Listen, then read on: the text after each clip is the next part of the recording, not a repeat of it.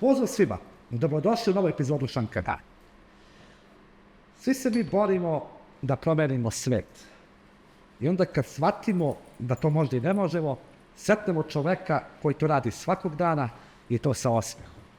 To je Mikica Petronijević. Mikice, izvoli. Pomaže Bog, Marko. Dobrodošao za magični šank. Bolje te našao. Izvoli na šankaj se dok tvoj utiske stekneš o šanku, reci ti meni šta bi ti popio. Ja pijem sve, što bi rekli ljudi. Može na rakija i voda. Bože. Po starom srpskom običaju rakija za slobodioce, znaš kako kažu. Izvoli repicu. Hvala. Evo je i voda. Živ bio. Ti? Pa, dobro bi došao. Bolje te našao, ajde si živi, zdravo. I da se lepo našanka, pošto bi se rekao. Mislim, odmah kad smo tu, kad pominješ šank, ja sam napisao 2 romana. Prvi roman Ostrvo spasa, u kom sam jednu glavu posvetio baš šanku, u jednoj kafani olajsenog patosa, tih nekih starih kafana koje mi pamtimo kao deca, koje su postale pre nas, a nažalost više ne postoje. I baš sam jednu priču posvetio šanku, koji je natapan i krvlju, i rakijom, i vinom, i patnjom, i radošću tih ljudi koji su bili za njim.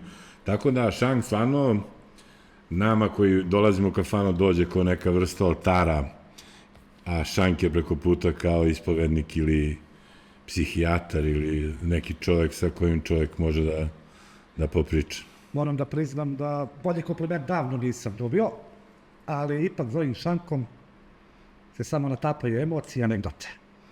Pa, mislim... Može tako i bolje. Dobro, ali sve je dozvoljeno, sve je ljudski, i tuga, i bol, i patnja, i radost, sve je to život. Jedno bez drugog ne može, što kaže Njegoš, čašu mede još niko ne popi dok je čašom žuči, ne zažuči, smiješne, najlakše se piju. Sad je meni jasno zašto ni jedan projekat koji je vezan za masone tebe ne zaobilazi. Po 33 pitanja i odgovora, pa fikciji, fakti. Pa to je jedno lepo iskustvo i neka priča koju je na Radio Televiziji Srbije snemitalo, koju sam radio sa mojim divnim kolegom Pecom, koji je bio takođe gost ovde kod tebe. Pozdravimo Pecovi puta. Pozdravimo Pecu, širok pozdrav za brata. Za brata Belu bradu. Tako je, za brata Belu bradu, gospodina Đorđa Vajferta. I to je jedno zaista interesantno iskustvo. Mnogo sam spoznao o ljudima. Nažalost, bio je još jedan divan projekat koji sam volao da gledam, koji se zove Nepoznati umovi Srbije. Ja sam bio zapaljen čitajući te tekstove koliko mi malo znamo o nekim ljudima i koliko nismo edukovani i vaspitavani, obrazovani u tom pravcu. Zaista je bilo mnogo, recimo o tom Đorđu Vajfertu koji pominjamo, znači čovjek je bio zaista veliki donator, veliki prijatelj i države i ljudi kojima trebalo pomoći, tako i te neke likove koje sam ja igrao, izuzetno nepoznati kroz istoriju, a izuzetno veliki ljudi. Tako da mi je bilo zadovoljstvo da budem deo tog projekta, tako je. Tek kroz prvo ti dok si snimao, kad si čitao separati tekst, pa onda gledalci shvate ko su zapravo ti ljudi bili. Da, ta masonerija je velika enigma za sve nas, obične smrtnike. Ja nešto nisam zalađio tu temu dublje, ali kroz istoriju veliki bitni ljudi su bili masoni, sad ne znam njihove razloge. Ja nisam. Ja sam jedan Srbin pravoslavac, šumadinac. Nemam pedigre za tu masoneriju, ali sam zadovoljan sa ovim pedigreom. Više vremena se menjaju, možda ti budeš i uloži jednog dana, ko zna. Jeste. Samo ako ima žene. Sve je moguće. I sen drvenog šporeta, što kažem. Da. Bavi se pisanjem. Evo, donio si ko će to hteti da čita. To je zbirka pesama. Znači, to nema poseban svoj žanr, nego ono kako te duša vodi, je li tako? Ovo je jedan taze projekat. Znači, posle 2 napisana romana Ostrvo spasa, remek delo, nekako se iznedila i zbirka poezije jednog šarmantnog naziva ko će to hteti da čita, sa aluzijom na današnje teške vremena da, nažalost, sve manje ljudi čita, pogotovo poeziju, a poezija je stvarno jedno ogoljavanje duše gde čovjek može da, ko želi da ga poglede, da ga shvati, može da shvati da je pesnik ogoljen do koske i to je jedna zamka za pesnika gde ako neko ume da čita između redova, može mnogo da sazna iz I tih može pesama. da shvati šta je zapravo pesnik htio reći. Pa da, recimo. Ono što je bitno, što je najbitnije od svega toga, da ova zbirka je izdata u humanitarne svrhe, da podrži projekat Svici u mraku i to stoji na koricama ovog romana. Naš neki moto je budi svetlost, osvetli mrak i to je bila osnovna ideja vodilja koja me vodila da se eto ja projavim kao pesnik. Da. Pomenuo si sam, preduhitrio si mi Svica u mraku.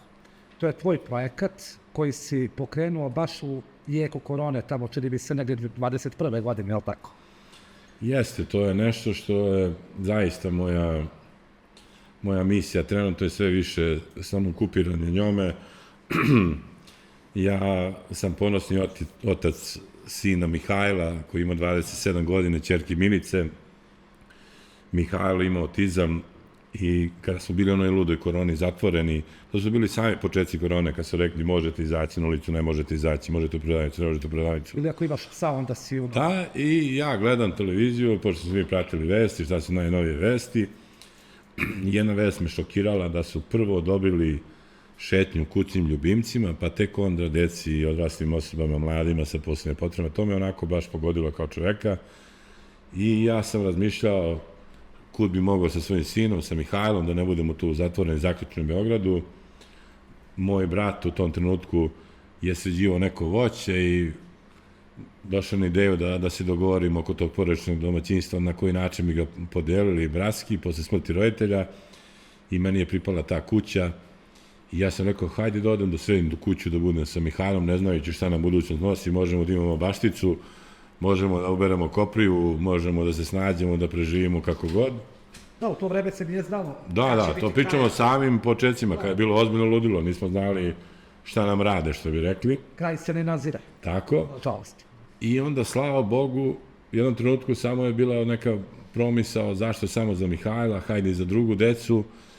I onda uz pomoć prijatelja, dobrih ljudi, smo krenuli korak po korak da to imanje rekonstruišemo, da ga privodimo nameni, da sređujemo. U jednom trenutku, kada sam ja već nešto uradio, kada smo već imali dosta dece, kada sam vidio to daje rezultata, ja sam to obznanio da krećemo u tu ideju i 2021. sam registrao udruženje Svici u mraku, da od tog mog porodičnog domaćinstva koje sam poklonio udruženju napravimo jedan jedinstveni centar za dnevni višednevni boravak dece i omladine sa smetnjama iz autističnog spektra i slava Bogu, evo, danas iza nas je već 4. realizovani inkluzivni letnji kamp gde su rezultati fenomenalni i intenzivno napredujemo i ove godine, baš upravo u ovom mesecu, ako Bog da, ćemo uraditi grejanje, uveli smo već ideju, treba postavimo kotao i onda ćemo moći da radimo tokom čitave godine. Tako da jedan san, postaje java i ono što je najbitnije da nam tu dolaze deca iz čitave Srbije i jako blagotvorno utiče na njih. Na što sam jako ponosan. Kako se osjećaš ti, tebi kad dođu ta deca, tu je pomešana i tuga i ponos. Pretpostavljam. Nema tuge, što kad negde sam pročitao jednu misao, radosna tuga. Interesantna misao, zaboravio sam tačno gde. Radost bitava i ono što mi promovišemo kroz ceo naš rad je baš to, da drugi ljudi koji nisu upoznati sa problemom autizma i tih smetnji u razvoju specifičnih kojih ima u raznim oblicima ili bilo kog drugog oblika invaliditeta, da prihvate svu tu decu, sve te osobe kao sebi ravnima, kao sebi ljudima koji smo tu. I ja volim često da kažem da ne postoji čovjek koji nema neku tugu u sebi, neki problem, vidljivi, nevidljivi, i mi sve vreme bez ikakve patetike prilazimo drugim ljudima i isto što volim da kažem da ne postoji čovek koji nije potreban zagalje, osmeh, topla reč, čašica rakije, čašica razgovora, tako i to je našoj deci i tim koji postaju odrasla osoba. To je jedna velika zamka. Mi stalno govorimo deca sa autizmom, a ti ljudi postaju, tako je, postaju odrasle osobe. I evo, nažalost, danas, upravo dok snimam ovaj podcast, nebitno ni koji je dan, ni koji je to, stigla je tužna vest iz Skupštine naše Republike Srbije, gde je bio predlog zakona da roditelj bude jednako negovatelj i nažalost 36 mislim da je bilo glasova za, 144 poslanika nije glasalo. Ne bih sad u tom zakonu koji je u materiji, problematici shvatit će i znaći o čemu pričamo. I eto, ja se nadam da će i našu zemlju nekad obasjati neki talas empatije i ljubavi, da se vratimo na neke humane vrednosti, korene, standardne temelje, da jednostavno budemo svi bolji ljudi. Da pomenemo malo čas, možeš i ti sam da Slobodno, izvolim da. SMS za donaciju. Da. Zahvaljujući fondaciji Humanost bez granica, mi smo tamo dobili SMS broj kod njih, već od samog početka našeg grada, udruženja, i SMS 105 na 2407, to je 200 dinara bez PDV-a. Svako može pomoći rad našeg udruženja, može pomoći na taj način i može direktno donirati na naše broj žiro računa. Svaki vid podrške i razumevanja me je dobrodošao. Čak i volontiranja. Tako je, volontiranje, evo sad smo ti na nekim radovima i običan fizički rad i pomoć, ali zaista prihvatanje ljudi, ja uporno govorim da Vladika Nikolaj to kaže, ako ne možeš da pomogneš čoveku, nemoj da mu odmogneš i na kraju ako nemaš ništa da ponudiš, barem se pomoli za njega, pošalji dobru misao, dobru energiju. Nekako smo se svi začaurili neke rovove, sve manje te ljubavi, empatije, pričali smo o tome i pre emisije. Mnogo smo se otuđili, mnogo smo poleteli, ali mislim da čitava civilizacija juri u neki sunovrat, mislim... Da li sam u pravu bio kad smo malo čas uz kaficu pričali, kad sam konstatovao jednu, da kažem, misao, da pojedinci više vole tvoje zlo nego svoje dobro? Pa mislim, nažalost, sigurno da. Vidimo, pričali smo o komentarima na razne teme na društvenim mrežama, koliko su ti komentari puni zlobe, osude, bez argumenta, bez ičega. Znači, ljudi danas sebi dozvoljavaju, daju za pravo da bez ikakve neke zaleđine, svi se smatraju nekim moralnim autoritetima, moralnim gromadama, da mogu da, ali ja to razumem, te ljude i ne osuđujem. Naprotiv, žao mi je, ti ljudi su vjerojatno nezadovoljni svojim životom, puni gorčine, nije ni slučajno šta smo sve prošli, šta smo proživjeli kao narod, ali recimo meni je interesantna jedna stvar, sad smo baš uzbili i zašankali smo ga ozbiljno uz rakiju, niko ovaj narod ne miri. Ja ne čujem nikog da kaže, ajde ljudi da vidimo šta... Tako je, ajde vidimo šta su nam tačke spajanja. Tako je, ajde vidimo šta su nam tačke spajanja, svi se nešto razdvajamo, svi se delimo, stalno se delimo. Evo ja sam uložio žrtvu večeras, to zaboravio da ti kažem. Ja sam prvi put stavio kravatu, pošto prvi put gostujem u podcastu. Tako da, eto, tega sam... Neće se razlikuš od mene, ali tako? Da budem čovjek, pa da budem gospodin s kravatom, razumeš, bez obzira što meni to možda i ne stoji, ne priliči, ali... Još crveno-bela, koga navijaš? Pa, mislim da bi stavio nešto vrati da mi ne priliči. S koga onda ja navijam, ko nosi simu? Pa, mislim, neki mutari, nešto. Tog tipa. Would be back. Mnogo tvojih kolega glumaca podržava tvoj projekat. Konkretno Tika Stanić, čuli smo se pre par dana i on će da bude gost, tako mi obećao. Koliko ti znači kad te tvoje kolege, glumci, dramski umetnici, podrže? U tome ja verujem da niko nije ostao imun na tvoju žrtvu pre svega. Znam da ti to ne voli, da se kaže žrtva, ali to jeste. Ne bih ja sam zahvalan svakom čoveku koji je pomogao na bilo koji način. Nešto što je taze, što smo upravo završili posle 3 velika hodočašća na Ostrog, na Hilandar, na Kajmakčalan. Mi smo sad uradili, imali smo jednu jedinstvenu akciju gde smo obišli svih 16 manastira na Fruškoj gori. I imao sam tu sreću da moj Mihajlo pešači sa mnom prvi dan i poslednji dan. Udruženje Razlikovnice iz Pećinaca također nas se pridružilo. Jedan dan smo pešačili sa decom. I u svih tih 16 manastira ja sam palio sveću za zdravlje svih naših donatora i prijatelja koji su na bilo koji način pomogli.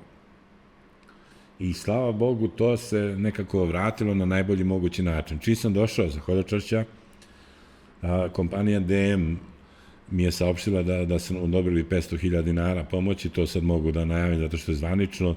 gde ćemo kupiti kotao, od tog sredstava kupit ćemo klime i najbitnija stvar, imamo jedan defektološki letnjikovac koji ima 70 kvadrata, koji ćemo zatvoriti PVC ciradom, tako da možemo da ga koristimo u letnjem, u zimskom periodu i još jedna najava velike donacije u januar, ako Bog da, početkom sledeće godine, gde ćemo raditi kuhinju sa trpezarijom. Nada se da ćeš biti moj gost na tom našem imanju, u našem centru Svicijom Biće mraku. mi čast.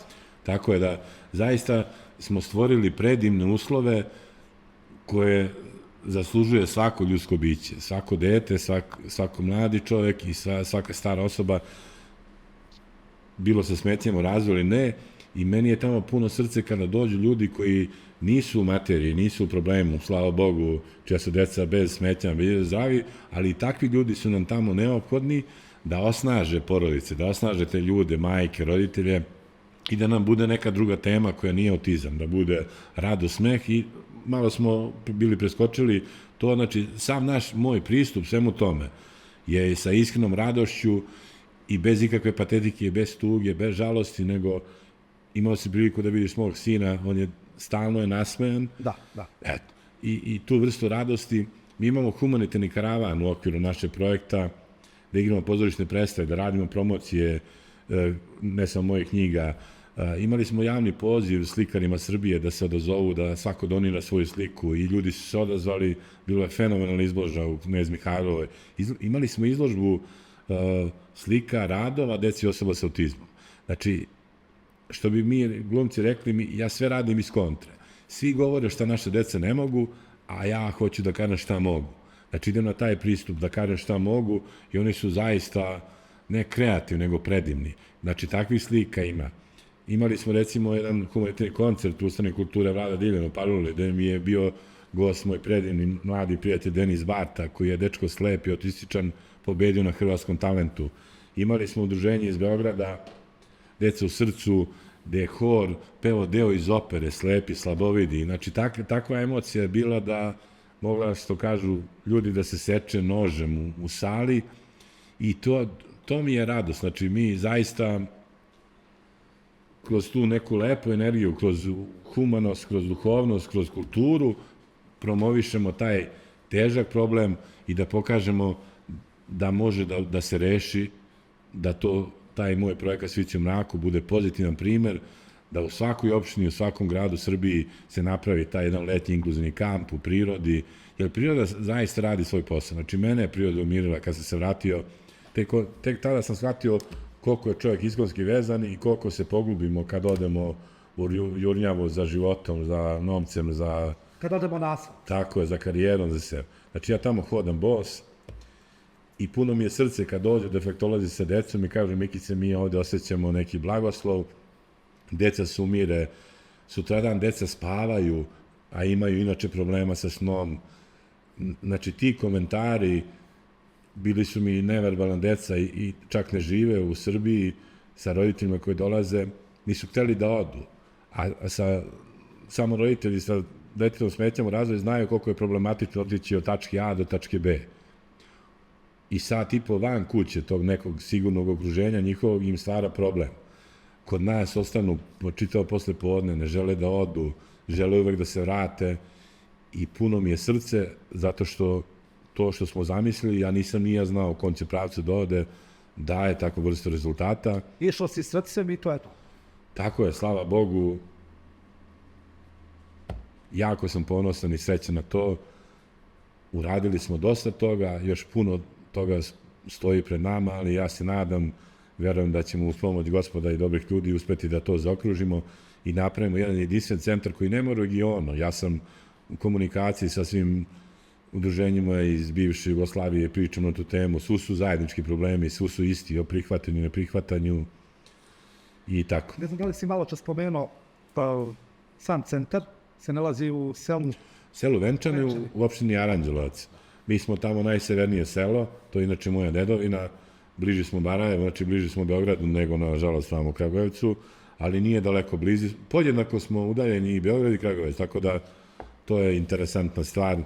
Evo, nedavno sam imao premijeru, hoću da pozdravim moje prijatelje iz Kragujevca i nekoliko udruženja koje su već bila kod mene, sarađujemo i Udruženje za autizam i Udruženje EGA, ali i Udruženje Sidro koji mi je organizovao promociju zbirke, tako da mi se umrežavamo, ciljevi su nam isti, da pomognemo naše deci i da posle naše biološke smrti, kada nas nestane, znamo da su oni ostali u nekom sigurnijem okruženju, bezbednijem i nadam se humanijem društvu nego što je danas. Pomenuo si hodočašće. Neću te pitati ništa drugo osim toga koliko dugo si putovao do Osvega pešaka. Uz to putovanje, naravno, vi ste samo pešači, obilazio si manastire, družio se sa ljudima, To je, postavio si deo njih, upoznavao si ljude slične sebi ili bar slične likovima koje si igrao u mnoštvo svojih uloga. Kakvo je to iskustvo? a to je iskustvo neprocenjivo. Znači, to zaista, evo vidiš mene, ja trenutno imam 155 kg, kad sam krenuo na Ostrog imao sam 147. I drugari su čali, gde ćeš ti, ja nisam pešačio nikad neku ozbiljniju trasu, ti par kilometara dnevno. I ja volim da kažem, dokaz žive vere je taj da sam ja čovek koji nije dovoljno fizički aktivan, koji ima veliku kilažu, uspeo da svakodnevno prelazi od nekih 22 do 30 km dnevno, ali stalno ponavljam, nije bila ideja da ja tamo stignem što pre. Nije bila ideja da ja dokažem da ja to mogu da stignem. Naprotiv, bila je ideja da kroz to putovanje mi promovišemo našu priču, da promovišemo udruženje Sića u mraku, da promovišemo ljubav koja nam je neophodna da bi opstali, da bi to izradili i to su blagoslovi neprocenjivi. I monasi su me pitali kad sam stigao tamo, kad smo imali taj susret, sećam se da sam rekao, sam mi malo nepristojno što je bilo tako lako. Znači, uz Božiju pomoć sve se može. To je bilo u martu 2023. Već u septembru sam otišao na Hilandar, jer sam čekao poziv. Prvo sam htio da idem na Hilandar i onda Bog to sam uredi, pošto je baš mnogo ljudi puta na Hilandar i čekao sam na blagoslov da mogu da idem na Hilandar. U međuvremenu sam rešio idem ja na Ostrog, pa kad dobijem poziv da odem na Hilandar. Čak sam bio razmišljao da sa Ostroga produžim ka Hilandaru, međutim odustao pa sam se vratio i onda sam dobio blagoslov da mogu da odem na Hilandar i onda sam 33 dana putovao ka Hilandaru, simbolično sam odabrao da bude toliko dana i onda na Svetog Luku su mi dovezli mog sina Mihajla u Ranopolis i on je ušao sa mnom i boravio na Hilandaru 2 dana sa tatom. Kako je boravice? Kao mlad sam pročitao knjigu Hermana Hessea, rečenicu koju sam zauvek zapamtio: istina se ne može saopštiti, ali se može spoznati. Znači, to je neprevodivo u reč. Da. I onda sledeće godine odem na Kamerčalan. Bilo je 50 stepeni i tu nisam hteo nisam imao tvrdu veru da moram svaki korak peške, kao što je bilo na ovih 2 hodočašća. I video sam da će biti jako teško, da neće biti tako lagano kao što je bilo ovo. Ali pošto smo pominjali ovoga Milutina koji je danas aktualan zahvaljujući divnom kolegi Nenadu Jeziću, knjigom Milutinu koja se igra, doći ćemo i do toga. Ja sam osjećao neki blagoslov da to treba da se ode i stvarno Bog uredi divne stvari. Prošao sam kroz Srbiju peške, ali sam imao jedan stomačni virus negde tamo kod Ribara na putu Leskovac prema Prokuplju preko ove planine Jastrebac i baš mi je bilo teško, primao sam infuziju i to. I onda me u Makedoniji, u Prohoru Pčinskom, sačekao je moj mladi prijatelj Davor Arsić. Iza Prohora postoji mesto Staro Nagoričane, koje je srpsko mesto i postoji predivna crkva Svetog Đorđa iz 3. i 4. veka pre nove ere, koji je izrazio želju da ide sa mnom peške. Ja sam ga molio, rekao, nemoj Davore da pešačiš, nije jednostavno, pošto dečko nije pešačio, rekao, najbolje vozi auto, mnogo bi mi značilo podrške da mi tu bude voda, da ne nosi sve na leđima, pošto ranac ima 20-25 kila i moj 155, znači ide 4 džaka cementa, samo ljud. I vrućina, baš je bilo pakleno vruće. Znači, to je probija lobanju, nije mi vruće telesno, nego to boli glava koliko je pretop. I on je došao Prokopčinski i mi smo pešačili 20 km do Starog Najvručana, bio sam gost u njegovoj kući, tu sam prespavao. I ujutro on dolazi i kaže, Mikice, ja sam povraćao celu noć od tih 20 km pešačenja, nije mi dobro, čekam dete, ja kažem, sve u redu, Davore, divan dečko i njega ovog puta pozdravljam, i on je osnovao jednu humanitarnu organizaciju Srce, mislim da se zove, želimo puno sreće sa tim. I ja kažem, šta, ne mogu ni ja, a nisam ni rekao da moram sve peške, odvezi ti mene na voz i da ja stignem do Bitolja voza. I tako sam uradio i seo sam u voz, imao sam malo neko srče rakije, jedno pakovanje ratluka i u vozu se čujem sa jednom prijateljicom koja nije verujuća, ali mi je jako bliska i mnogo mi znači njeno mišljenje, tako sam pričao s njom i kažem, niko me bre ne razume koliko je teško, koliko je vrućina, svi mi pitaju koliko si smršao, koliko si kilometra prešao, što kaže učiteljica, promašili ste temu. Niko nije u temi, svi gađaju nešto okolo, ali ne osuđujem, sve je u redu. I ona mi kaže rečenicu, računam, ti si ulepo sa njim, pa će to da reši. Onako, duhovito, šarmantno da me osnaži, ali nije ni svesna bila koliko je bilo pravo. Šta se dešava? Ja dolazim u Bitolj, nemam smeštaj, požari bukte, 36 aktivnih požara je bilo u tom trenutku, oskočivira, makedonskom stranom se ide na vrhu Kajmakčalana, koji je izuzetno težak i za planinare i nema bukvalno puta. Sa grčke strane mnogo lakše, ali naravno ja sam odabrao ovaj teži put. I ja silazim iz voza, neki restoran tu, 3-4 stola, ja ulazim, 2 čovjeka sede sa desne strane, i ja kažem, dobar dan, pomaže Bog, imamo nešto se jede. Čovjek kaže, ima, sedi kod nas. Oni su 5 minuta pre mene došli u taj restoran iz druge kafane i naručili su 4 dimljena bataka. Konobar je rekao, nemam 4, imam 3. Može, znači, on kaže, ne treba nam 3, treba nam ili 2 ili 4, ili po 1 ili po 2. I ja se pojavljujem kao treći. Čovjek je advokat, ima agenciju, a drugi je stolar. I on kaže, šta radiš, gde si pođeo? Kaže, idem na Kajmakčalan humanitarno, hodač za decu. Znači, ja sam u vozu pre sat vremena izgovorio rečenicu, niko me ne razume. On me pita gde ideš, idem na hodač za decu, kad nema pričaš ništa, sve te razume. I kaže, nemoj da brineš ništa, sad si u našim rukama, sve što ti treba, tu sam. Pomogli su mi da se prijavim policiju, da bi se popao na vrh, je bilo komplikovana situacija.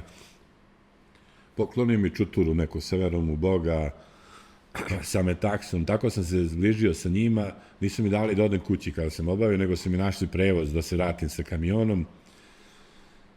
Tako da dobrih ljudi ima na svakom mestu, samo se ne promovišu dovoljno i nisu u prvom planu. I ne treba im reklama. Tako je, ali apropo blagoslova, znači zamisli, pominjali smo ceo dan, govorimo da nema slučajnosti, ja to kažem, Vladika Nikola je rekao... To je u toku dana, nekoliko puta. Vladika Nikola je inače krsna slava udruženja Sviće u mraku, to sam uzeo da Sveti Vladika bude naš zaštitnik. I tek kad sam odabrao da Sveti Vladika bude krsna slava, ja pročitam da je on kao vladika u Ohridu otkupio kuću od nekog turskog paše i napravio prvo sirotište u tom vremenu. To sirotište ujedno bilo i vrtić, gde su roditelji kada odu u njivu da kopaju ostavljali decu monahima da čuvaju. I sada ne pogrešim, zvalo se Bogdaj i on im je napravio himnu, mi smo deca mali sirotani, živimo ko u raju u našem Bogdaju. To sam isto doživio kao jedan blagoslov da baš upravo vladika treba bude naš zaštitnik i on kada ko veruje Gospoda zna da slučajnosti ne postoje. Da zaključim o našim slučajnostima. Tako da sam preblagosloven koliko sam divnih ljudi upoznao. Znači čovjek vozi traktor i staje pored mene i otvara onaj prozor gore i kaže, evo ti 200 denara, nemam više, gledao sam te na televiziji, popi pivo. Ulazim u Grčku, sa severne strane Starog Dorjana, gde je sve pusto. Znači, ja sam se iznenadio, pumpe su zatvorene, polupane, taj severni deo Grčke je katastrofa, sela negde u planini i sad jako hoću da natočim vodu. Znači, prvi smeštaj sam imao na 40 km od granice. Jedva sam stigao do tog motela i ja vidim neko selo, kilometar, dva, već nemam vode, moram da skrenem sa puta, da odem tamo. I žena pere dvorište, kamenu stazu, ja joj malo rukama, malo nogama objasnim da mi treba voda, ona žena normalno razume, sipala mi tu. I samo čujem stani. Njen muž na vratima se pojavljuje i iznosi flašu hladne vode, 1,5 litara i flašicu ovog američkog pića, da ga ne reklamiramo. Za sokovat. Ma šalim se, naravno. I taj njegov osmeh i moj osmeh zahvalnosti, ja to ne mogu da ti objasnim. Znači, ne treba da se razumemo da znamo grčki, ali osmehom i osetio moju zahvalnost, ja njegovu radost što mi pomogao i tako tih blagoslova na tom hodočašću ima, mogu bi da ti pričam u narednim danima. Ima anegdota kad čovjek razbija glavu u nekoj prodavnici, to je bilo u Srbiji, ali tako, razbija u prodavnici par sati, dok ste sedeli, razbija glava, dakle te zna. Čašava, znam te, i tek na kraju... Divni stvari, da, evo, sad smo bili na Fruškoj gori, idemo ka manastiru Svete Petke, čovjek staje s autom, šabačke table i kaže, je se ovamo ide za manastir, ja kažem, nadamo se i mi smo krenuli peške, tu su deca s nama, i on se nasmeje, kada si Šapca ti, ja kažem, nisam iz Šapca, i onda smo došli tamo, i on ma kaže, lupam glavu i dolazi, kada nisi ti slučajno i glumac, on je baš gledao te masone koje ti pominješ.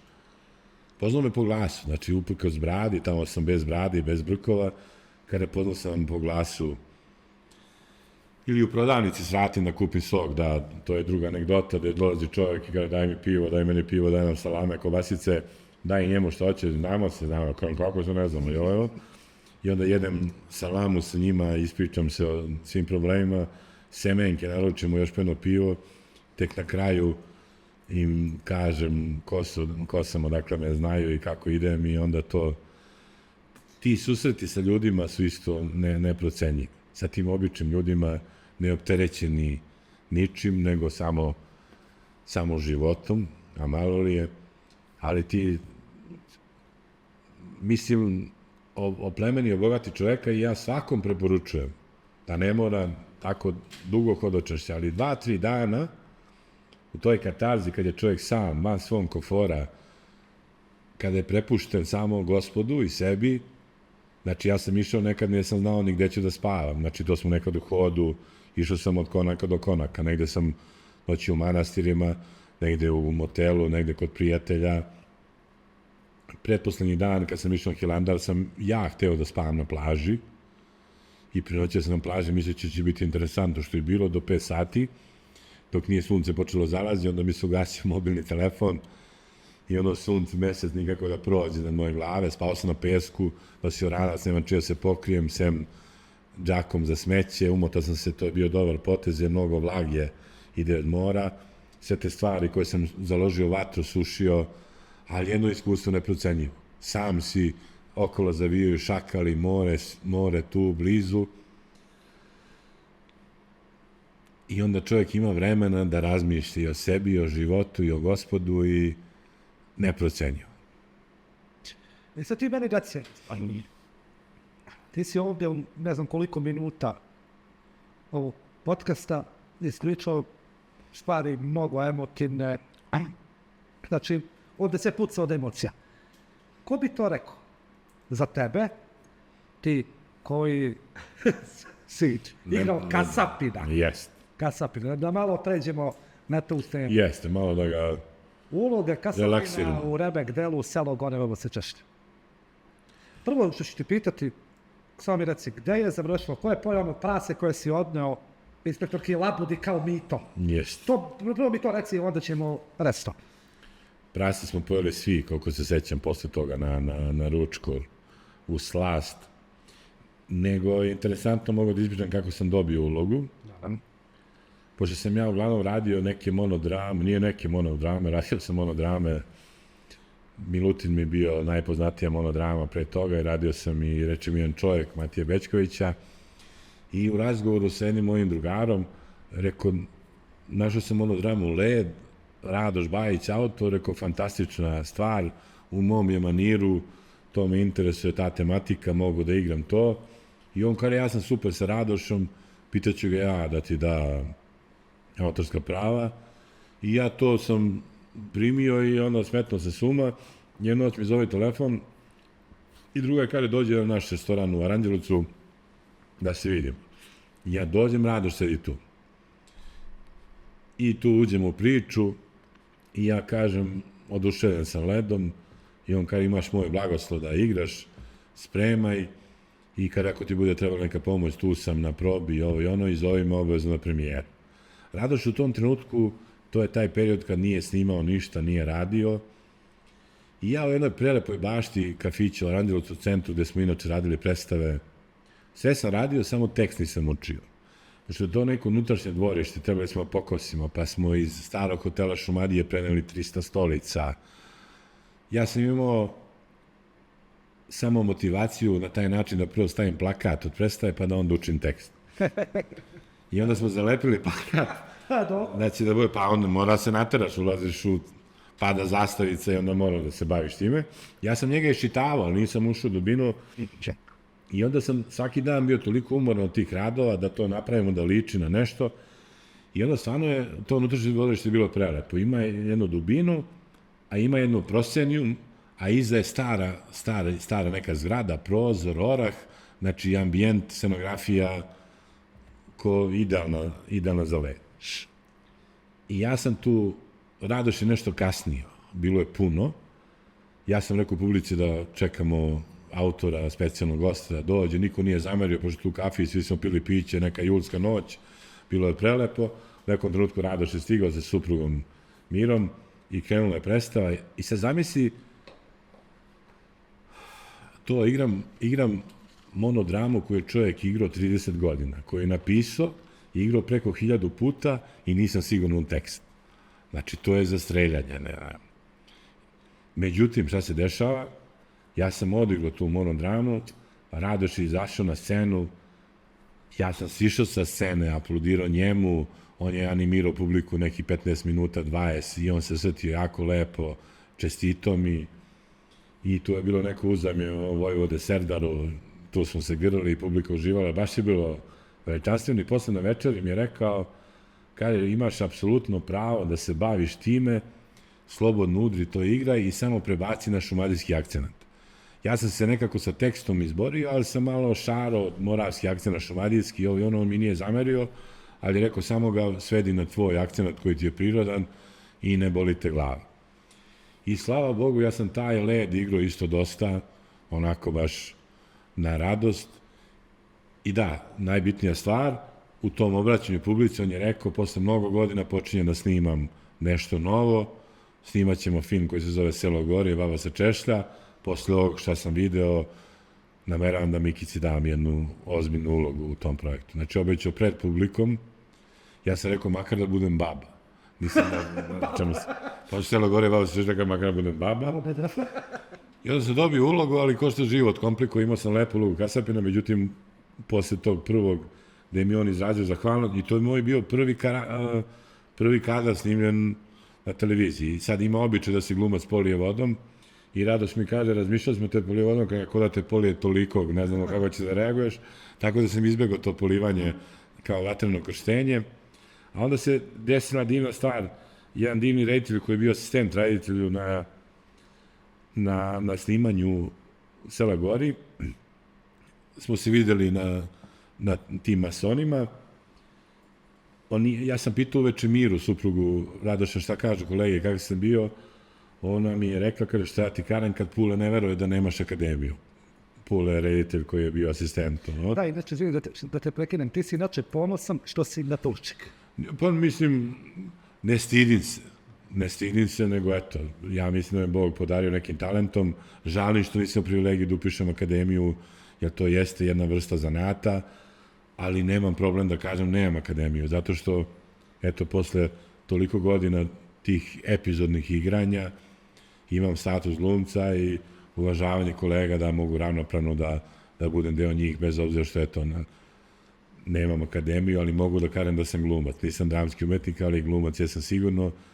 I ne stidim se toga, svestan sam da to ima raznih ograničenja koje akademija donosi, ali eto, u Hollywoodu ima raznih stručnjaka koji su veliki glumci, a nisu proživjeli ništa. Ne opterećuje me. U Americi ti nemaš... Ja mislim da je publika najbolji lakmus papir kako reaguje na to. I eto, sad smo možda na momentu da pomenemo da ćemo u ovoj tvojoj divnoj sali za one koji budu gledali na vreme 18. igrati našu jednu izuzetnu predstavu, mogu slobodno reći, koja se zove Tezga kao život ili sve na prodaju, gdje smo izazvali brojne ovacije na raznim mestima gde god smo igrali. Izazvimo, mogu slobodno reći, jednu katarzu kod publike, jer sve vreme se publika smeje i balansiramo na granici između smeha i suza, ti si to odgledao, znaš o čemu se radi, tako da one koji budu gledali u dogledno vreme igramo 18. oktobra, a ovi koji budu gledali posle toga da im kažemo da smo igrali. Da se sve zajedno što nisi... Jeste, da se ne traumiraju, znači da smo igrali, što ne znači da nećemo opet. Da nećemo opet. Molim te, da bi ovi koji gledaju sada, pre odigravanja te predstave, da otpevaš onu tvoju pesmu. Čisto da ljudi vide šta se dešava i o čemu se radi. Ono, ostavi mi moje drago. Pa vidi, znači, to, znaš, kad glumcu treba kostim, treba to sve, ali nema veze. Ako bude sipao još malo rakije, možda mi ubediš. Dobar ti je poskat, ali slabo bre sipaš rakiju. Mislim, mora malo da opustiš ruku. Ma slabo ti piješ, bača. A, dobro, malo. Sipao je pa da peva, ovo peva na suvo.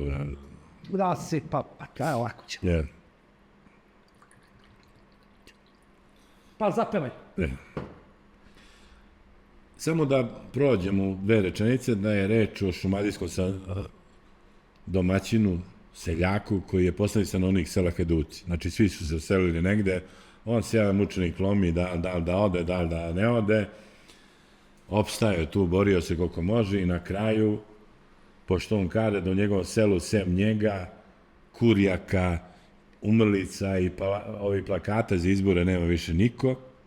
Kad je vidio da od motike leba nema, motiku je bacio u vrzinu, pošto je bukvalno shvatio da pesma nas je održala Njojzi hvala i da svi pevaju, viš ti koliko imamo i takmičenja, znači mi ne trebamo više ni zidara, ni stolara, ni inženjera, ni nastavnika književnosti i fizike, samo ćemo da pevamo i Bog da nas vidi. I on je ko mali izazvao talenat za pesmu dok je čuvao ovce i ta prva ljubav koja je izneverena iz dečačkih dana, on je napisao pesmu i on ide da se prijavi za Beograd na to takmičenje pevača sa njegovom autorskom pesmu, što bi rekli.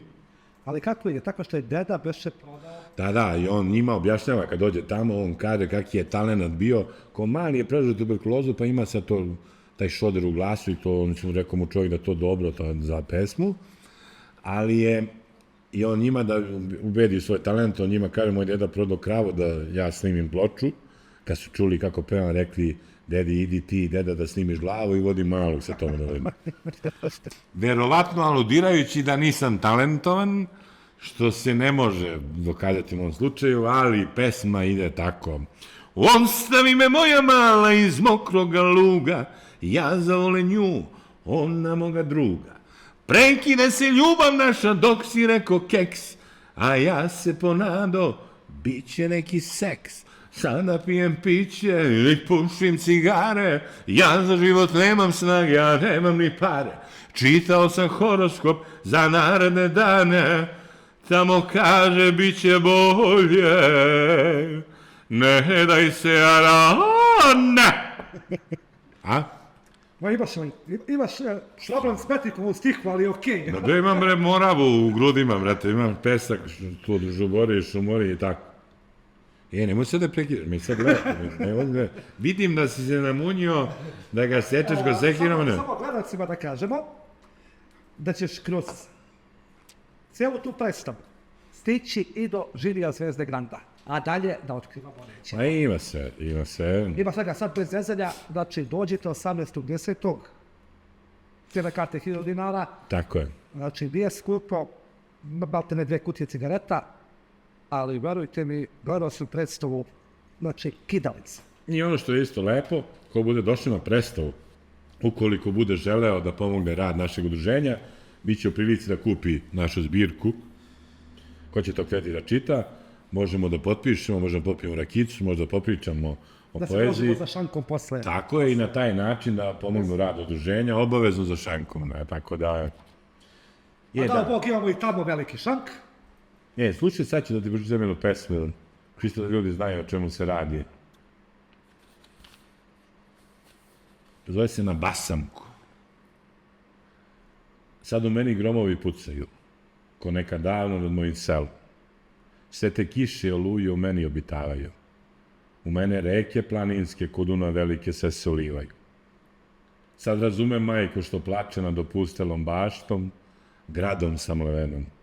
Otac oplakuje mlade kajsi i šljive, što ih ubra rani mraz. Deda enoga u vinogradu, šajkaču skinu i gužva je u ruci. Oplakuje vinograd spaljen plamenjačom. A još nisu ni ceninu skinuli, niti žito prežalili od prošlog leta, što ga ubi grad ko jaje. Isto ko Kuršum, Milivoja i Dragišu, oca i sina, na Kajmakčalanu. Baka od tad maramu ne podvezuje. Voćnjakom komanita ide raspleteni kika i molitvom doziva da se kući vrate. I danas, dok sedim na opustelom pragu, sve boli njihove, u meni tiho ječe. Svaka čast. Eto, ovo je za tebe, brate moj. Hvala ti puno. Hvala ti. Pomenuo si malo čas knjigu o Milutinu. Da. Imao sam tu sreću da sam odrastao uz majku koja voli da čita, pa sam tako imao ja prilike da je čitam. Čak sam i gledao na VHS-u. Da kažem, film, nije to film. Da, to je bilo, da, jedini... Monodrama. Ti si od pisa tog dela dobio blagoslov da igraš predstavu knjigu o Milutinu i to, Boga mi, ne jedvite jade. To je baš jako interesantna stvar. Duga je priča. Imamo vremena. Imamo vremena, dobro. Ja kao mlad glumac u Aranđelovcu pozovem predsednika opštine čiji je brat, mislim, strica, bio školski drug sa Dankom. I kaže mi, zašto ne bi spremio knjigu o Milutinu, to je naš Danko, naš pisac iz grada. Ja tad imam nekih 28 godina, ne znam ništa ni o Prvom svjetskom ratu, ni o Solunu, ni o Kajmakčalanu, znači, kod tetreb. I ja ulazim u to da pripremim. Dobijam blagoslov Danka Popovića da odigramo premijeru. To je bilo 1999. godine. Odigramo premijeru koja je bila jako dobra.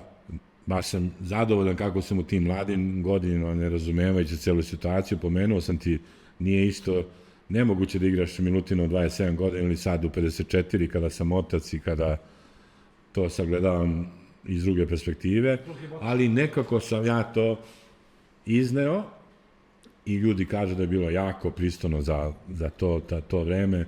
Zadovoljan sam scenografijom, imao sam 3 punkta seoskog domaćinstva, ratišta, zatvora i onda smo sa svetlima i sa muzičkim motivima, promenom kostima menjali, tako šarali i najponosniji sam recimo na segment u režiji gde sam ubacio lik Živane u monodramu. To je igrala moja bivša supruga Zorica Bošković i odigrala je fantastično, što se Danku između ostalog jako dopalo, znači ona se pojavljuje u Crnjini kao pravi simbol srpske žene koja nosi i tu kuću i nosi sve i hrani decu u Crnjini sa svećom na kraju, pošto se Milutin obesi. I šta se dešava? Posle uspušne premijere, negde u leto bila je jako jaka i poznata likovna kolonija Orašic, gospodin Mile Deljković, Bog da mu dušu prosti, je poželao da ja odigram u okviru likovne kolonije Milutina. I mi krećemo u pripremu, najavu da igramo, znači to bi bila prva repriza igranja Milutina. Tek se pojavili mobilni telefoni i ja po selu sam tražio neke detalje za scenografiju i zove me jedan zajednički prijatelj koji je bio prijatelj sa pokojnim Dankom, Bog da mu dušu prosti, kaže, mali, rekao je Čiča da ne da blagoslov, da igraš reprizu i doći da prekine. Oni koji su malo bolji poznavaoci Danka znaju da je pred kraj života bio najblažu ruku, što bi mi rekli, malo teži je bio, verovatno razočaran životom koji mi svi sad i celom situacijom u našem društvu. I da skratim... Imao je svoje razloge. Tako je, imao je svoje razloge koje ne bih da ulazim, koje sam poštovao i ja odlazim kod njega sa flašom rakije da ga izmolim da dobijem blagoslov da igram i ponovo. Ja sam razumeo da ako je jednom dao blagoslov usmeno da to je okej. Ovo što ti pričam je baš živa ekskluziva. Malo ljudi zna za ovo, ja o tome nisam ni govorio, znaju bliski prijatelji. Na jednom od snimanja Kamiondžija da sam bio sa Nenadom Jezdićem, on je bio upućen da sam ja to igrao i drago mi da on to igra da promoviše na takav način da je ta knjiga napokon dobila popularnost koju zaslužuje i da se ja pitam, to bi bila lektira u našem... Posle koliko? 40 godina i više. Pa naravno, znači to uopšte nije za komentar. Znači taj roman mora biti u lektiri da deca naša i mladi čitaju.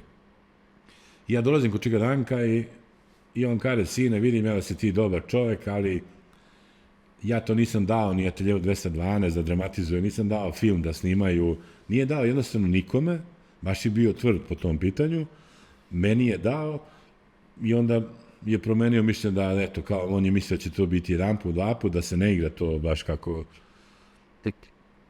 Mi smo proveli sat u razgovoru.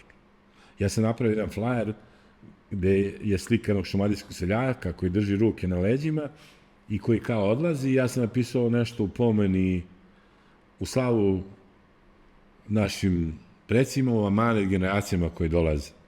I on rekao, jako mu se dopada ovo rešenje, lepo je kad ja bi ovo dao mom sinu slikaru da naslika, kao dopada mu se ovo, ja kao mu reduje Čika Danko, kad sam već bio izgubio svu koncentraciju i te neke ubeđivačke mogućnosti i nadu više da će da mi dozvoli da igram, ja kao mu reduje Čika Danko, vi to dajte svom sinu da naslika, ja odo da kažem on sinu koji ima autizam da mu je otac lažov i da, pa što tako sine, ja kajem početi Čika Danko, ide 3 dana reklama na radio, na televiziji, svi se raduju da dođu i ispostavilo se da je bila... Lav. Ne, da, ali nego otvorena scena je bila posle Dubke puna. Znači, toliko ljudi došlo, Parko Bukovičke banje, ne znam tačno, ali ja mislim jedno 1000 ljudi može lagano da sedne, možda čak i više, da ne bude pretisivan, pošto se meni radi. I mi smo tu proveli sat u razgovoru i ja sam otišao. Došao kući i saopštim više supruzi da Danko ne ne dozvoljava. Ja sam se tu uhvatio malo čašice, bio sam baš emotivno loše, preplakao ja, preplakala Zorica, ne možemo da imamo predstavu i ujutru mi zvoni telefon do 7 sati, taj zajednički prijatelj Kjele me zove i kaže, mali, spremi se, igraš večeras predstavu, Čiča ti je dao blagoslov i doći te gleda. Šta su desili?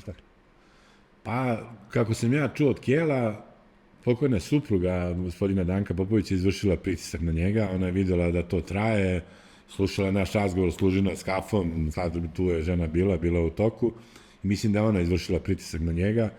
I sad, iz ove perspektive, znači, to je stvarno senzacija, Danko Popović, institucija, književnost i svega, čovjek čiji su mišljenje uvažavali, i on je došao da gleda predstavu u tom trenutku jednog nepoznatog amaterskog glumca. Predstava je protekla fenomenalno, bile su ovacije, on se slikao sa mnom, imam tu fotografiju, bio je izuzetno zadovoljan, to mi je rekao Kjell osmehom, on je bio tvrd na komentarima, ali jednog komentara je bilo lepo, on u tom periodu se nije nešto preterano družio sa ljudima, ali i ostao u razgovoru sa tim slikarima i ostao nije hteo da ide kući posle predstave. Tako da je to, eto, jedna priča koju sam čuo za sebe kao sad sam je podelio, ali iz dubokog poštovanja prema njemu i eto. I taj Milutin, što je interesantno, ja sam rođen u Darosavi. Milutin Ostojić ima priča da je baš naprotiv, nije bio predstavnik tako nekog, kako mi zamišljamo, nižeg šumanju, naprotiv da je bio krupan, da je bio snažan, pominje se Žuti oglavak kojim ja sad putujem neprestano kad sam se vratio u svoje selo i jako sam emotivno vezan i igrao sam taj odlomak u Republici Srpskoj kod mojih prijatelja u Griviku i tamo okolo. Igrao sam ga mnogo puta, nebrojeno puta kroz odlomke. To ima ona anegdota kad si malo improvizovao tekst i kad si pomenuo Republiku Srpsku, ali tako? Da, to je bilo nešto drugo. Tu se isto Danko pojavio i rekao da ne bi volao da govorimo.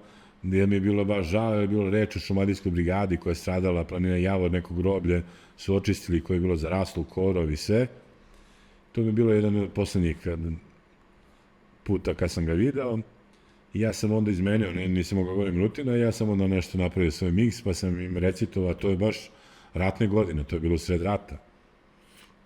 I ja sam onda to, ne znam, ta pesma mi je ostala urezat, ne znam šta sam pre toga govorio, ali pesma mi je ostala urezana da sam govorio, da sam rekao pozdravljam te zemlju, Republiko Srpska, ti ćeš me čekati, jedina ti. U tom trenutku je bila baš neka euforija zbog svega, bio je baš neki lep, emotivan moment koji pamtim, tako da sam ovo sve pre toga što je bilo nekako skrajnuo, ali to mi je ostalo u divnom sećanju da su ljudi reagovali na takav način i posle toga, kažem, mnogo puta sam gostao igrajući Milutina. Igrao sam ga u Kosovskoj Mitrovici, da sam upoznao Olivera Ivanovića i te neki ljude koji su bili tu. I isto su nas probudili ujutru blokade, demonstracije, gde mi prišao čovek i zagrlio mi kaže Milutine mi ovako svaki dan. A tu su Francuzi, oni oklopi kao Nidža Kornjače, Borna Kola, ludilo svega i čovjek mi sledeća priđe, zagrlio mi kaže Milutine mi ovako svaki dan. Znači ti si došao igraš ljudima njihov život. Tako da mislim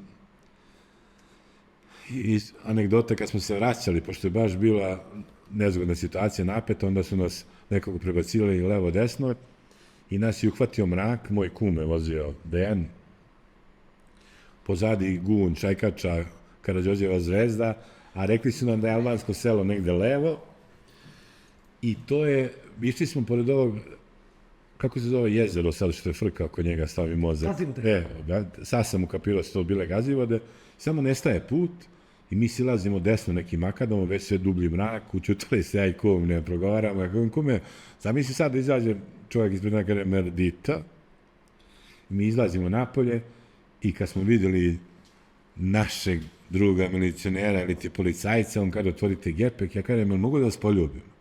Čovjek gleda u šoku, da li sam lud, da li sam drugi, ja kažem, mogu da vas poljubim. Što ja kažem, ja se nisam više obradao srpskom policajcu, nego sad, on kaže, u redu je, ne treba ništa, kažem, idemo sa predstave. To je bilo interesantno, oni obale, blokade, drvo, ja kažem, pa šta radite kad ne iđu ovi umprofere, pa ništa, slonimo se, kad oni odu, mi ovo, ono, divni ljudi. Mislim, oni ljudi imaju svo moje poštovanje za borbu da opstanu i imaju moju podršku i eto, nadam se da će to nekad na dobro izaći za sve nas. Knjigo Milutin, ti igraš sa puno entuzijazma i s punim srcem, ali gledaš da publici to prikažeš onako da oni to najbolje shvate. Ne bih htio da izazivaš patetiku kod sebe i kod publike, već na sebi svojstven način dočinavaš publici šta se zapravo dobašava. Znaš o čemu pričam, volio bi da podelim sa publikom. Da, to sam ti ispričao, jer sam sad iz ove perspektive, kad mnogo više znam o tom poslu glumačkom, kako sam kao mlad donao odluku da to, pošto sam sam ujedno režirao, znači da to rediteljski rešim, iz ove perspektive sam jako ponosan na to, znači ima 1000 potresnih scena, znači sve tragedije za tragedijom, znači kroz prizmu tog seljaka, mi sagledavamo tragediju celokupnog srpskog naroda. Jedna od najpotresnijih scena je kada je Milutin preživio te ratove balkanske, prvi i drugi, i na kraju šalje svog sina u rat. A zna u što ga šalje. Ima kad na drveniku cepa drva, to ti nisam pomenuo, to isto prejak deo, i Živana drhti i donosi cedulju da je kako naš Rade mora u rata, ni vojsku nije služio. I on uzima cedulju i kaže idem da spremim belu torbu, koji do sad kad sam ratove polazio, idem da zamenim našeg Rade. I ono mu kaže svaka ti čast Milutine, odlazi pre školu gde kao i uvek oficiri i ovo. I sad situacija On dolazi da je, kaže, pozdravi vojnički, kaže, došao sina za mene, oni ga gledaju malo čudu, pošto već izgubio jedno oko, no i mnogo godina, sad ti prelećem preko, da ne pričamo ceo tekst, hvatam mu suštinu i srž, i jedan oficir mu kaže, ne vredi, čiča, mator si. A on kaže, sinoče, nemojte da zovete mlade koji tek treba da žive, nego zovite nas, matori i krakave, koji smo po godinama stigli za umiranje. A to što sam ja, mater, ja sam bio u puku Vojvode Stepe Stepanovića, pukovnika Ivovića, kakav je puk bio, ne bi ni on mogao bolje da poželi, nemoj ni ti. A oficir mu kaže, a ko će mene da zameni? Mene i ustaše ubile sve što imam, i oca, i brata, i strica. A on kaže, ja ću. I tebe, i mog. I onda se vraća kući, kako da kaže Živani, da sin koji ima 15-16 godina od rata, on mator ostaje kući. I taj ispraće sina, ja sam rešio tako što ga prežalim, dok ga ispraćem. Nosim crnu košulju ispod gunja i kad skidam gunj da on uvuče, to je jasna asocijacija šta će da bude redosled. Tako da Milutin je, rekao sam ti da to više nema želju da igram ili preteško.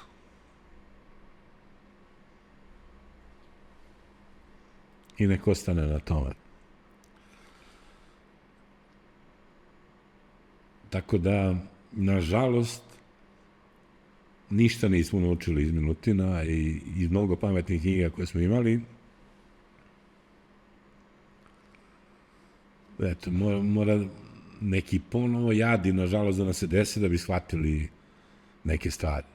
A kad se te stvari dese, već je kasno, znači, zato je pametnije da se uzme u pamet dok još ima šanse. I tako, recimo, dobra ti je rakija, dobar ti je šank, dobar ti je posvetio ovo dobro. Nadam se da niko neće nam zamerim, eto, mi... Ne znam da li ima razlog da se bilo šta zameri. Nije to naši dobri stari ljudi sa sela, kad dođu gosti, on sačekaju, isprate sve u full, oni kažu nemoj da zamerite nešto ako nije bilo. Tako i mi da kažem ljudima nemoj da zamere ako nešto nije bilo po njihovom ukusu, nije bilo iz nikakve loše namere. Mi se našli, dobra rakija, pričali i tako. Dobro, a? Ma dobro. Dobro, ljudski. Jel se nešto svađa sa... Ne. Odavno me ne radi na agresiju. Kad sam bio mlađi, bio sam luđi, a sad... Ima jedna divna rečenica od Danka Vradičevića koji je zapisao u svojoj knjizi Suverici druge reči, da je rakija mirna i blagorodna, ne bi okivali metalnim obručima. Sad zamisli šta učini kad uđe u slaba čoveka. Znači, ova ga izuje. Tako da... Jel ne izveo onako kako je Radašin izveo prvo inspektorku Labudu pa tebe? Pa dobro, to su sve neke divne anegdote, lepe, koje već... Što ti je Nela rekla tokom seta? Da, imali smo tu scenu gde ona pada u nesvest, a Radašin me udara maljem u glavu, ja treba da padnem pored nje, ona mi je rekla, samo molim, treba padneš na mene. Tako da, ne znam zašto, ja sam čovjek fin i male kilaže, ali Nela je inače jedna divna glumica, ima svo moje poštovanje i to prvo iskustvo sa njom i sa Radošom će ostati nekako u mom sećanju duboko zapisano kao prvi kadar koji sam snimio i izuzetno lepe uspomene me veže za to. Znaš zbog čega žalim? Što nikad nisi imao priliku da odem u kafanu kod Kasapina. Da. Nije, možda i otvorimo nekada. Da ne bi bilo pametno. Da, sad kad si rekao kafana kod Kasapina, mora da nazajemo za pokoj duše. Kod Kasapina. Kod Kasapina, dobro. Nego mora da nazajemo za pokoj duše velikog glumca Mirka Babića, Kragujevčanina, koji je jedan bio divan čovjek, divan glumac i ja sam u trenutku držao jedan kafić u Aranđelovcu dok sam živao i on je igrao svoju monodramu kad su cvetale tikve kod mene. Eto, jedan bar, da ga se setimo, bar toliko da zaslužuje. Čuveni Dragojevo. Jeste. Mada mnogi ne znaju kad je bio i mlađi, i u onom filmu Treća sreća, Mirko Babić helikopterom dolazi ispred sveta u dvorište da pokupi stavicu, Nedeljka. I u Timočkoj buni, ja mislim da je igrao veliku ulogu. Ali je bio predivan čovjek i odličan glumac. U onoj drami Doktor, Dr, tako se zvala, sa Čkaljom i sa Betom. On je glumio sina. Kad se to posle bila maskanjologa na Balkanu, da je Lečić ide u njegovu ulogu i da ne dužimo. Mikice. Kaži, već. Moram ti priznati nešto. U ovih 20 ili ne znam više koliko epizoda, ovaj Šank nije doživio ovakve emocije kao večeras kad stignu s toga. Znači, toliki čovek sa likom Kasapina. Kasapina, jeste. Sa tolikom emocijom, sa suzama u očima. Ja mislim da je do rakije. Neka bude da je do rakije. Postavlja se logično pitanje. Kakav si ti čovječ u kafari? Šta naručuješ? Ono, kad te pogodi rakija. Gledaj, sad sam razmišljao pošto sad idu zimski dani, mogu si da ubaciš neki kiseli kupus, neko kuvano jaje, da ima malo, razumno. Jesmo se dogovarali o tim kuvanim jajima, ali ona slučajnost koja ne postoji je dovela do ovoga da nismo išli u kokošinjac jutros. Moram ti priznam da dugo nisam bio u kafani. Ali se dogovaram sa mojom bivšom ženom, pošto moj sin Mihajlo obožava muziku i kad vidi veliki zvučnik je on treperio sreće, muzika ga baš usrećuje i obožava muziku, znači nema pesme koje ne zna.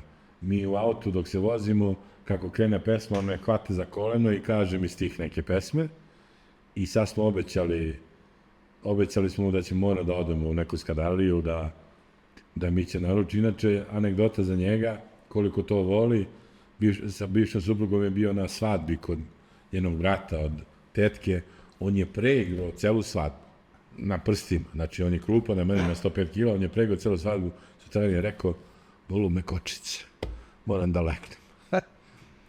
Znači obožava muziku, nije tako lako biti kafanski čovjek, to ti znaš. A ja sam ko mali odrastao, eto to bi bilo lepo da pomenem u Darosavi, koja nikad nije imala ispod 10 kafana. I radio sam kao konobar u tim kafanama i to je, mogu ti reći, jedno ozbiljno iskustvo. Tad je bio šamot koji kad primi platu, za svakim stolom se ili igra barmut ili igraju domine koje su obeležene sa strane, koja je dupla osmica, dupla šestica, munte, šlagje, što zamisliti. I bilo je tu neke stare gospode, ja se sećam jednog čika Branibira, koji je bio u šeširu svako jutro, dođe tu na kaficu, penzioner, i čeka druge drugare da igraju domine. I niko ne naručuje piće, ja kad dođem, kažem, dobar dan, čekam, ne, šta ćete popiti? On ga, kako, ne? Jer čeka žrtvu, pa tek kad dođe žrtva za domine, onda poruče svi po kafu. Tako da, ozbiljno iskustvo odrastanja u tim kafanama, interesantno. Kafane su zaista, žao mi je što nema, ja kad recimo igram neke predstave, kad putujem, obožavam da svatim u tako neke kafane, sa 2-3 stola koje je pregazilo vreme. Sad kad smo išli na Frušku goru, išli smo u jedan manastir i jedna divna prodavnica na ćošku, stara zgrada i ona je ugao nije. Ja kažem, ovde sad ćemo posle na pivce. Naravno, bili 2-3 tu lokalaca koja piju piće, poznali su me, onda smo vikali turu jednim drugima. Eto, ti susreti sa ljudima su blagoslov. I tako, mislim, treba nam radosti. Te kafane su neka emocijna, neka prošla vremena, nažalost. Sad je sve u mermeru, u aluminijumu, u gvožđu. Nema... Vreme provedeno u kafani je vreme uloženo u uspomene. Tako je. Ali ja uspomene ima majko. A dobro, sveće. Ja sam u jednom periodu mog života u Beogradu 6 meseci živao iznad jednog kafića. Uvek sam maštao da živim iznad kafića, kad siđem da mogu da siđem u kafanu. I to sam u 6 meseci ostvario. I bilo jako interesantno, recimo, da. Jel se nosiš mišlju da otvori svoju kafanu? Ne. Držao sam jednom kafiću u Aranđelovcu i to je bilo samoubistvo u pokušaju. Što, bila dobra rakija ili... Nije nego, kad u maloj sredini da te svi znaju, ljudi ne dolaze zbog kafića, dolaze zbog tebe. I onda ti dođeš da popiješ šakicu, dođeš, odeš, dođe neko drugi, ode, a ja ostajem tu. I tako više volim da budem gost i sa ove strane šanka. Tako da, na vreme sam to... Prekvitao. Da, razumeo sam da sam mnogo bolji gost nego gostitelj i to je... Neka treba biti iskren prema sebi, da. I da. Šta sam i ono pitao nešto pametno da još kažemo ljudima da ne izdangube dok nas gledaju. Jel ima neka nagrada za ljude koji odgledaju cijel podcast do kraja? Da će veća nagrada nego da odgledaju tako remek dela. Eto, kad si kod remek dela, moj drugi roman se zove Remek delo ili Dodir Boga. I kad gosti na televiziji, kad me pitaju šta ste napisali, kad napisao sam Ostav Švasa i Remek delo.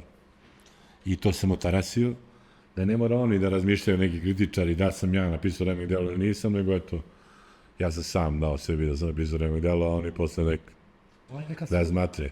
Momo Kapor imao divnu stvar na tu temu, on kaže, samo, kaže, ludaci u ovom gradu uspeju. Znači, oni uporno ponavljaju, kaže, ja sam najpametniji, kaže, posle dana svim poveruju da su oni najpametniji i teraj dalje. Tako sam ja vođen tom logikom da sam napisao Remek delo da i drugi poveruju. Ali istini za volju, kritike su jako pozitivne, što mi prija. Sad je u nastajanju, eto još jedna ekskluziva, Adamov greh. Ako ima vremena još jedan... No, imaš svo vreme ovog štanka. Ne, ali zaista odlična anegdota. Duško Kovačević je imao jednu rečenicu gde je rekao da pozorište preslikava život. Ja mislim da moj roman Remek delo je preslikao moj život. Znači, ja sam uspisao roman gde glavni junak dolazi iz provincije, završava književnost i ništa nije napisao. I u nekom trenutku mu se otvaraju neke karte, upoznaje ženu iz Višeg Salaza, dobija novac i onda počinje da ludi od tih para i ovo i ono, i ona da bi ga sklonila, da bi ga umila, angažuje nekog bolničara ga čuva i vilu koji će da živi. I svakog mesečnog dobija primanje. I to u trenutku svog ludila rastojstva, on kaže, Bog je stvorio sve za 7 dana, to je Božije Remek delo. Ja ću za 7 dana napisati roman koji je književno Remek delo. Od tih 7 dana prolazi 13 godina kad on izlazi sa napisanim rukopisom napolje, u svet koji ne prepoznaje, koji se promenjen i koji je drugačiji, a sve vreme dok je on zatvoreno, piše kratke priče i briše, koje čitalac može da čita u okviru romana.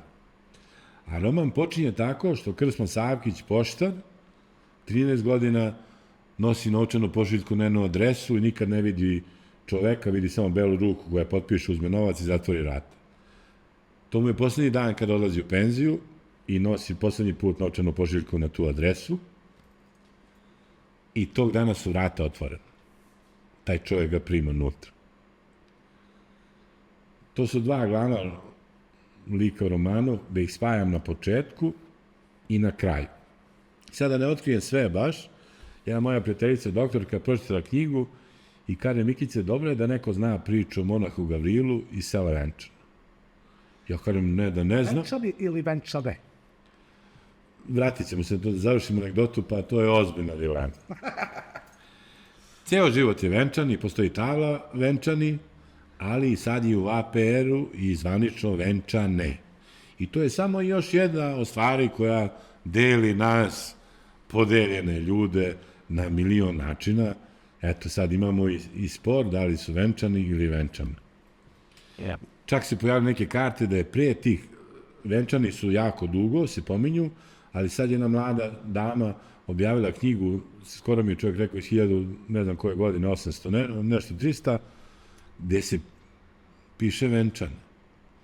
Ali i anegdota da je prota Mateja Nenadović nekog venčao i onda Venčani, što ima smisla, i sad, ali je sad ludilo mozga, šizofrenija, što postoji tabla Venčani kad ulaziš u selo, a u ličnoj karti piše Venčane.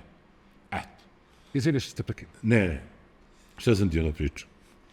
I kaže ta moja divna prijateljica, kaže, Mikice, dobro je da neko zna priču o monahu Gavrilu iz sela Venčana. Ja kažem, ne znam, nemam pojma. U mom romanu, ja na kraju romana, taj glavni junak dobije ime kad se zamonaši Gavrilu. slavi slavu Svetog Alimpija i iguman manastira se zove Sava.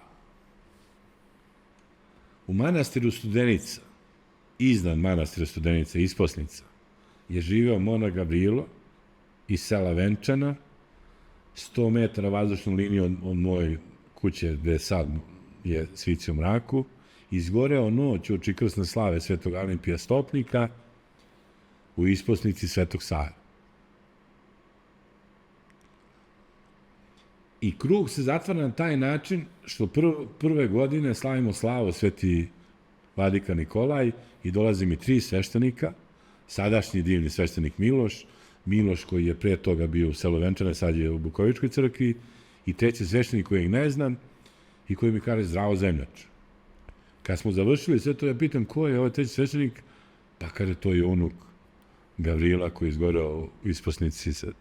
Znači, taj monah Gavrilo iz sela Venčana je izgradio drugi most.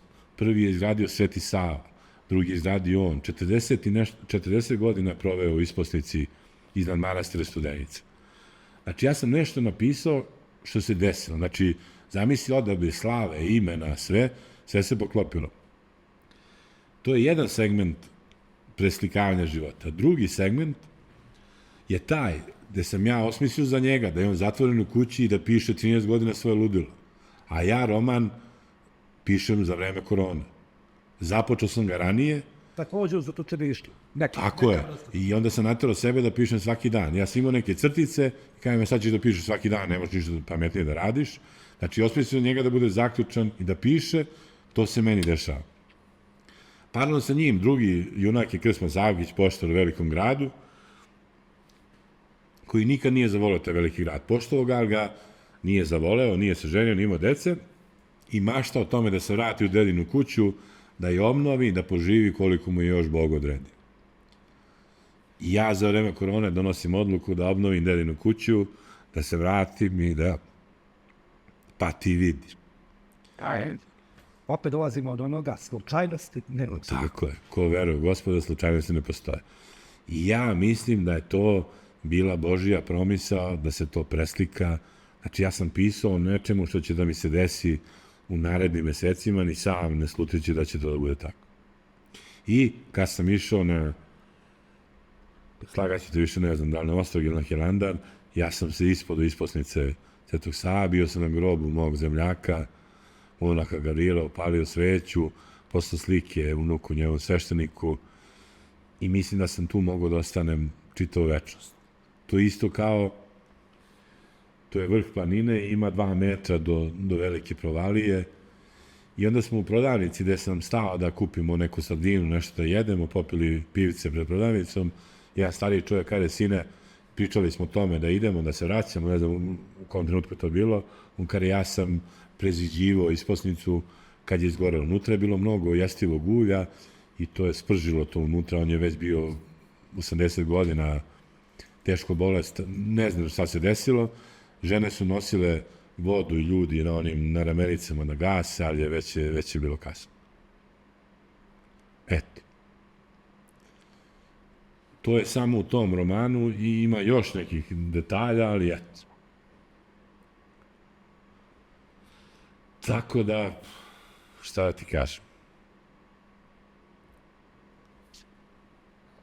Opet ponavljam, ili je do rak ili do tebe, ali šank nije sve po ovakve emociju gdje sam. To ti kažem, taj moj šank, isto divna stvar, u selu Hajduci, u romanu Ostrava spasa. Uspešni glumac, posle duge karijere, se vraća u selo, koje ga prihvata sa oduševljenjem. Prvi par dana. Već posle počinju prozivke, već posle počinju ovo. I u trenutku kada vest ide na televiziji, da se navršilo 100 godina od proboja Solunskog fronta, od pobjede srpske vojske,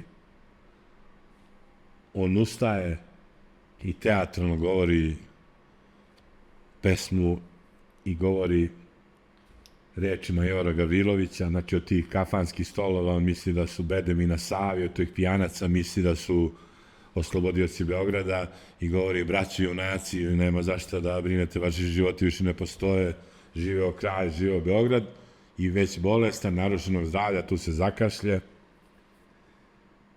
i seda za šank i prvi komentar koji ga zapljusne: jebote kralj, jebote Beograd, sin Cime, sveštenika, kockar, daj svima po turu pića.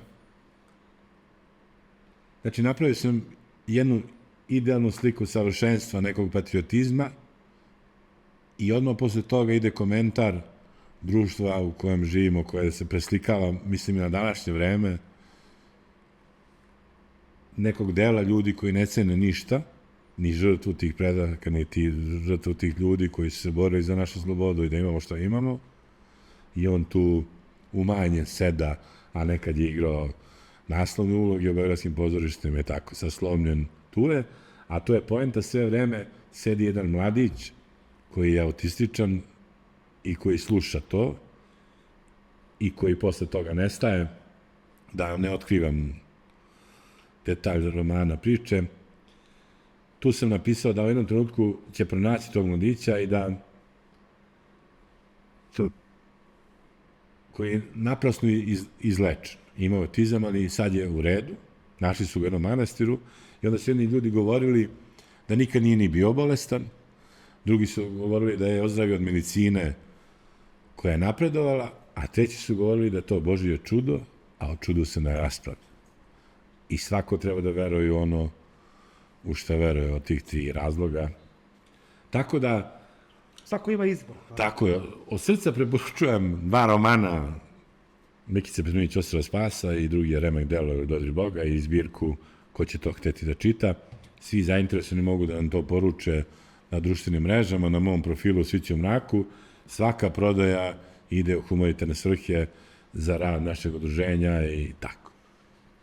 Za sam kraj, ja ću da pozovem ljude, pošaljite SMS na 2407, tekst poruke 105, Tako je. za Sviće u mraku. Tako je. Mikice, meni je puno drago što si bio gost za ovim šankom. Do sada sam sam sebi, opet ponavljam, ovaj šank nije istrpeo ovakvu emociju nikad u sebi. Ovaj čvrst je, dobar je, suvo. Izražaja tvoja emocija znači da je dobar. Da, da. Meni je bilo zadovoljstvo da budem tvoj gost. Želim vam puno sreće u budućem radu, da budete gledani, da imate što više ljudskih, toplih priča, da se približite ljudima i da tu neku normalnost podelimo između nas, jer zaista živimo, ja volim da kažem, ako ovo nisu poslednje vremena, ne znam šta je. Da. Tako da treba da više volimo jedni druge, da više uvažavamo jedni druge, da više poštujemo jedni druge, da više trudimo se da razumemo jedni druge i da više menjamo sebe. Čuo sam u tvoju najavu na početku, hvala ti na tome, ali mi svi očekujemo da neko drugi nešto promeni za nas, niko ne priča da promeni sebe. A kad mi budemo promenili sebe, mi smo kao jedna sveća, ne znam ko je to rekao, da li Patrijarh Pavle Divni, sad zamisli svaki čovjek da je jedna sveća. I zamisli tu sliku da se ta svaka sveća upali, kolika je to svetlost. Da ne budemo u mraku, budi svetlost, svetli mrak. Slažem se. Živi bili. Vidimo se ponovo 18.10. na predstavi u Dukanu. Gledat ću da dođem. Vidi, bez tebe ništa. Hvala ti puno. Hvala tebi, živi. Draga publiko, vreme je za naše sponzore. Balkan Sala na Medvišćičkom brdu od 50 do 950 mesta, 3 sale, pravi prostor, ugodan ambijent. Cool taksi, njihov moto je sad nam uvek stižete na vreme i ja im verujem, trebali biste i vi. Bezglutenac, ako imate problem sa glutenom ili bar intoleranciju na isti, obratite se Ivani, ulica Save Kovačevića, Čarjeti, Ivane Šengar, naš problem. I na kraju, Balkan Media Foundry, snimanje svih vaših reklama, kavera, biznis filmova, muzičkih spotova, veselja, proslava, sve. I za sam kraj, da bi ovaj podcast trajao kao što traje i napredovo, podelite, lajkujte, zapratite. Živeli, vidim se. Živeli.